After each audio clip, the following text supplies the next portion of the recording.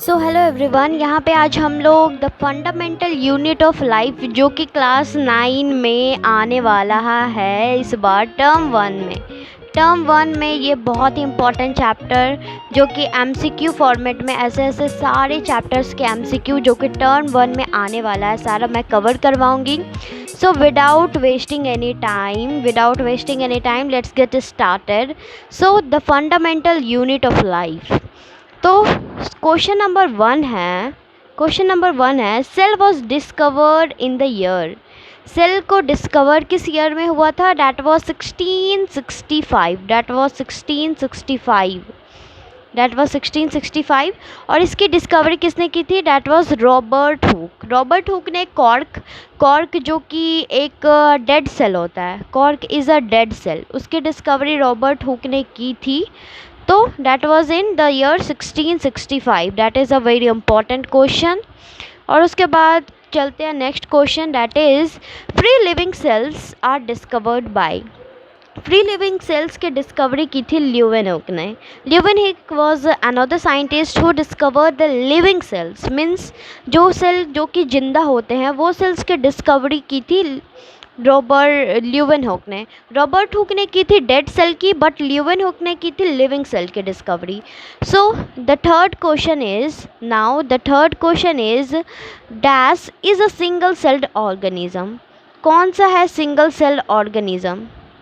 ठीक है, तो सिंगल सेल ऑर्गेनिज्म कौन सा है? अमीबा है, क्लाइमाइडोमोनास है एंड पैरामीशियम है। ये अमीबा भी सिंगल सेल्ड है, क्लाइमाइडोमोनास ये बैक्टीरिया का नाम है, ये भी सिंगल सेल्ड है, और पैरामीशियम ये सभी यूनिसेलुलर ऑर्गेनिज्म है। So moving towards the fourth question, that is why is the cell called the structural and functional unit of life. Cell को हम लोग structural and functional unit of life क्यों कहते हैं? बिकॉज और the cell perform all the function of the body. For cell जो है ना, सारे फंक्शन जो कि लिविंग ऑर्गेनिज्म के बॉडी होते हैं उसके सारे फंक्शन जो है वो सेल परफॉर्म करता है। That's why it is called the functional unit of life. और स्ट्रक्चरल यूनिट ऑफ लाइफ क्यों करते हैं? Because all living beings are made up of sales.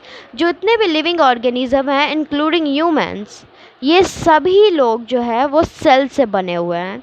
So moving towards the fifth question, the cell has special components called. Cell के पास एक special component होते हैं जैसे कि lysosomes, Golgi apparatus, endoplasmic reticulum, ये सारे स्पेशल कंपोनेंट्स हैं। ये सभी को क्या कहते हैं?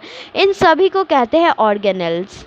ऑर्गेनेल्स क्या है? सारे वो कंपोनेंट्स जो कि सेल में होते हैं, that are called cell organelles या ऑर्गेनल्स। सो ये सारे एमसीक्यू फॉर्मेट में मिलेंगे, लेकिन these are very very important.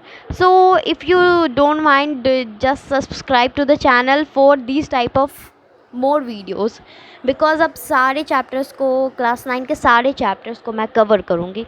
Okay, without wasting any time, the outermost covering of the cell that separates the component of the cell from its external environment। जो कि outermost membrane होता है जो कि cell के external environment से इसे separate करता है, that is called cell membrane। cell membrane का another name is also that is plasma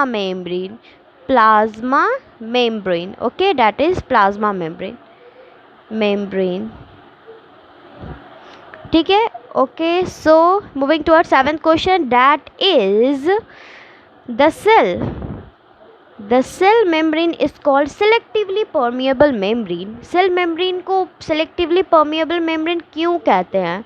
cell membrane को सेलेक्टिवली परमिएबल इसलिए कहते हैं because it allows the exchange of only selective material. कुछ ही सेलेक्टिव मटेरियल के एक्सचेंज को ये अलाउ करता है। Not all the materials are allowed to enter and all the materials are allowed to exit. So this is called selectively permeable membrane, क्योंकि ये select कर करके भेजता है। So question number 8, the exchange of gases between the cell as well as the cell and its environment is known as cell, और between the gas और gas में जो सेल में गैस होते हैं और उसके एक्सटर्नल एनवायरनमेंट से जो एक्सचेंज होता है गैसेस का, उसे क्या कहते हैं? That is called diffusion. So question number 9.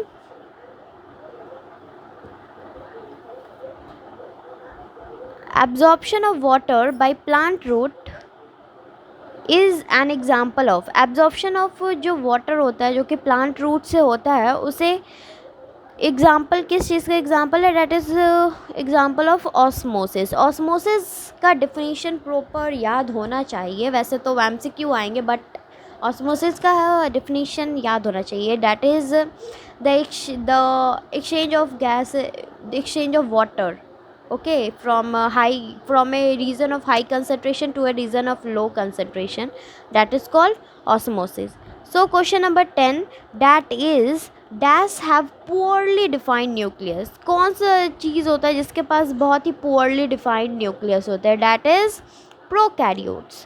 Prokaryotes में poorly defined nucleus होते हैं। क्यों? क्योंकि इसके पास न्यूक्लियर मेम्ब्रेन होती ही नहीं है। So question number 11, work as a waste disposal system for the cell। Dash work as that waste disposal system, जिसे हम लोग सुसाइडल बैग भी कहते हैं। That is our lysosomes. Lysosomes को सुसाइडल बैग इसलिए कहते हैं क्योंकि अगर सेल में कोई भी इंजरी होती है and cell is about to divide, the lysosome burst and the enzyme containing the in the cell enzyme digest their own cell. ठीक है, इसलिए लाइजोसोम्स को सुसाइडल बैग कहते हैं। अब लास्ट क्वेश्चन है, which one of the following is known as the kitchen of the cell. Kitchen of the cell किसे कहते हैं? That is called chloroplast. Chloroplast को किचन ऑफ द सेल भी कहते हैं। So this was all for today. सो अब मैं जल्दी सारे chapter, because exams are in the near end, so सारे चैप्टर्स के MCQ ऐसे ही फॉर्मेट में जल्दी पोस्ट करूँगी। So don't forget to hit a like button and subscribe to my channel. Thank you.